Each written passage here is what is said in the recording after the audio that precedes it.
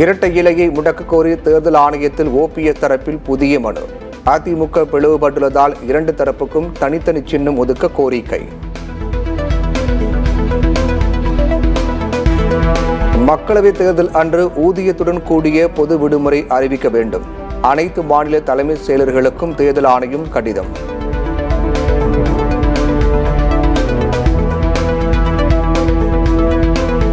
தேர்தல் பத்திர எண்கள் உள்ளிட்ட முழுமையான பட்டியலை தேர்தல் ஆணையத்தில் வழங்கியது SBI. எந்தெந்த கட்சிகளுக்கு யார் யார் தேர்தல் நன்கொடை கொடுத்தார்கள் என்ற விவரம் விரைவில் இணையதளத்தில் பதிவேற்றம். பொன்முடிக்கு அமைச்சராக பதவி பிரமாணம் செய்து வைக்க ஆளுநர் RN ரவி எவ்வாறு மறுக்க முடியும்? ஆளுநர் RN ரவி என்ன செய்து கொண்டிருக்கிறார் என உச்சநீதிமன்ற தலைமை நீதிபதி அடுக்கடுக்கான கேள்வி.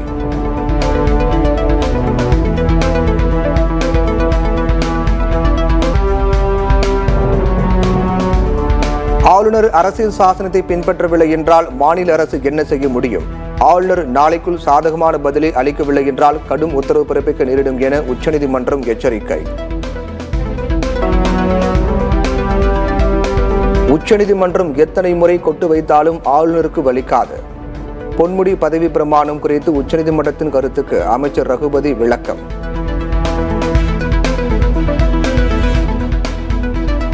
இது வழக்கமான தேர்தல் அல்ல, ஜனநாயக அறப்போர்.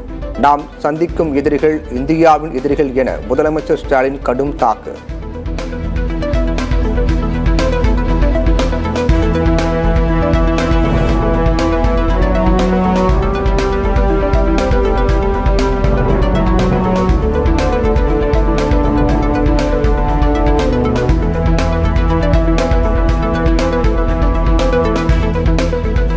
அமலாக்கத்துறை வழக்கில் அரவிந்த் கெஜ்ரிவாலுக்கு இடைக்கால பாதுகாப்பை வழங்க முடியாது.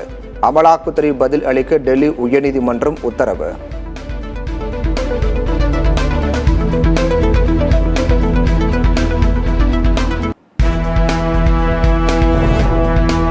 காங்கிரஸ் கட்சியின் வங்கிக் கணக்குகளை முடக்கியது வெறுப்பு அரசியலின் உச்சகட்டம். தடையை எதிர்த்து போராடுவோம் என ராகுல் காந்தி பேட்டி.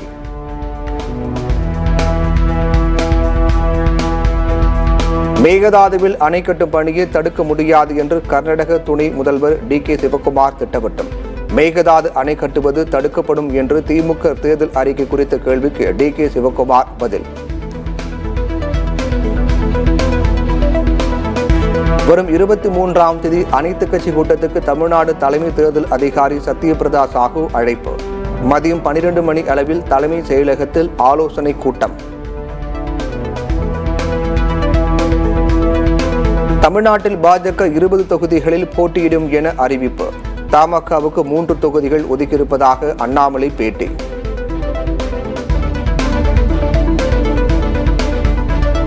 தமிழக பாஜக தலைவர் அண்ணாமலை தலைமையில் நிர்வாகிகள் டெல்லி பயணம். 20 தொகுதிகளில் பாஜக போட்டியிடும் நிலையில் வேட்பாளர்கள் இறுதியாக பட்டியல் வெளியாக வாய்ப்பு. தமிழ்நாட்டில் பாஜக கூட்டணி கட்சிகளுக்கான தொகுதி ஒதுக்கீடு முடிந்தது. தங்கள் அணிக்கு ஒரு தொகுதி கூட ஒதுக்காததால் O பன்னீர்செல்வம் அதிர்ச்சி. முன்னாள் அமைச்சர் விஜயபாஸ்கர் வீட்டில் அமலாக்கத்துறை சோதனைக்கு எடப்பாடி பழனிசாமி கண்டனம். சட்டப்படி சந்திப்போம் என EPS காட்டம்.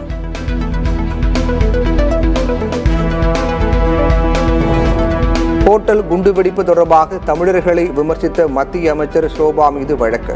கர்நாடகாவில் காட்டன்பேட் காவல் நிலையத்தில் 3 பிரிவுகளில் வழக்கு பதிவு.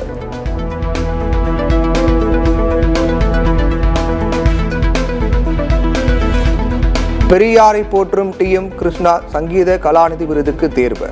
TM கிருஷ்ணாவுக்கு விருது தருவதற்கு இசைக்கலைஞர்கள் சிலர் எதிர்ப்பு.